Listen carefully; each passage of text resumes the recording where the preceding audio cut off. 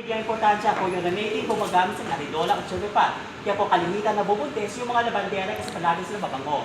So ano po? Oh my God. Itong bed it was made by Eduardo Ata, a Chinese furniture maker po. More opo sa kalabasang disenyo at sa kalabasa.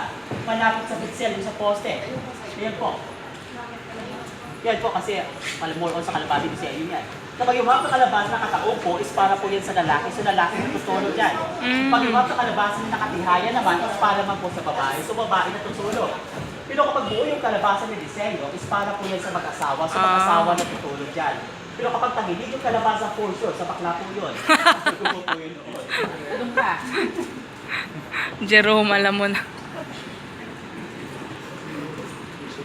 Itong street na ito tinatawag nilang 5 de Noviembre Street. These were the first na the revolutionaries against Spanish na gumawa sila mga penikayon para ma-block ng Spanish na akala ng Spanish ito yung mga weapon nila. Kaya po surrender po sa kanila. Naganap po yung November 5, 1898 na tinawag na 5 de Noviembre Revolution. Yung kasing age po ng bahay ito yung Acacity po. 180 years old na rin po yan. So wala bang taong gusto pumoto niyan. So yung dome naman yan, isang Jacob Church po namin dito that was built in 1920s. Italian architect po gumawa yan.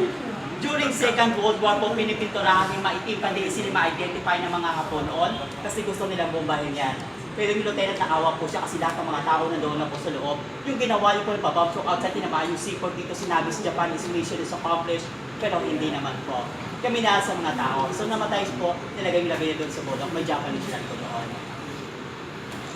Dito nakapatong nila pong pabo dyan, nakatali. Kumadro na ang ilo, nandiyan po sa harap niya.